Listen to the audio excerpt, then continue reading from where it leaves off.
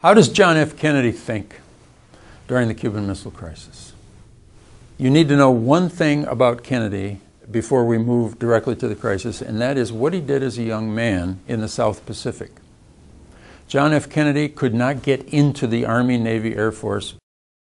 He had to pull all kinds of tricks, and his father had to exert his influence and probably passed along a little money to get him in. He was unhealthy. He had a lot of health problems.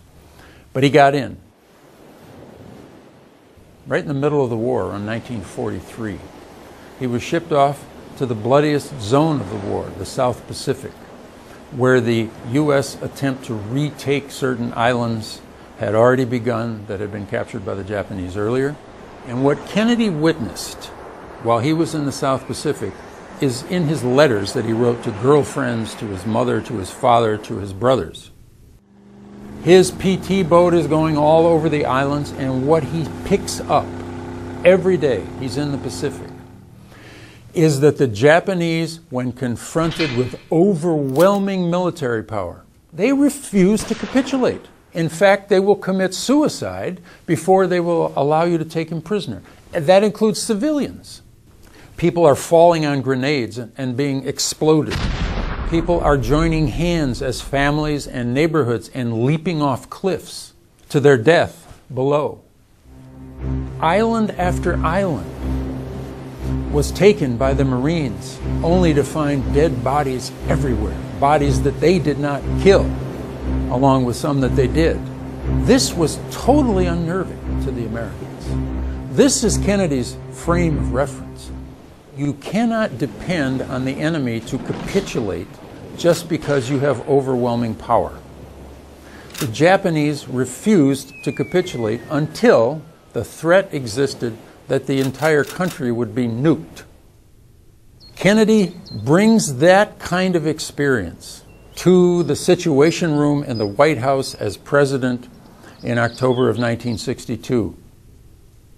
Kennedy now is confronted with General Curtis LeMay. Curtis LeMay was a war hero. He was the guy who designed the program that dropped all the bombs, including the nuclear bombs, on Japan. He is now the Air Force Chief of Staff during the Cuban Missile Crisis. LeMay comes into Kennedy and says, "Mr. President, it's time to go to war." Kennedy is a bit shocked.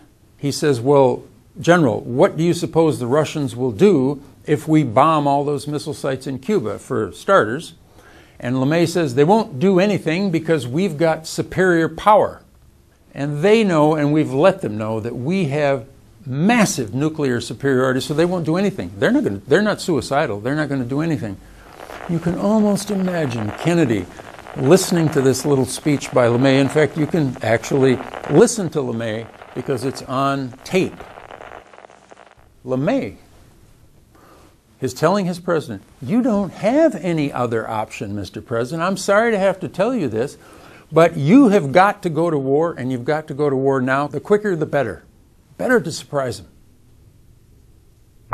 He's appalled because he knows that massive, overwhelming power does not necessarily lead the enemy to capitulate. And this time, unlike Japan, which had no nuclear weapons, this time he knows that the enemy has got a lot of nuclear weapons, and this general is telling him on faith or because of arrogance or just ignorance. He doesn't really care why, but he's telling him this, that it's okay to start a war with the Soviet Union because they won't do anything. Kennedy, with that experience in the Pacific, says to LeMay, "You got to come up with a different plan. We are not going to attack Cuba tonight or tomorrow night or anytime soon, and I just don't believe you," he says, "when you say that the Russians will do nothing."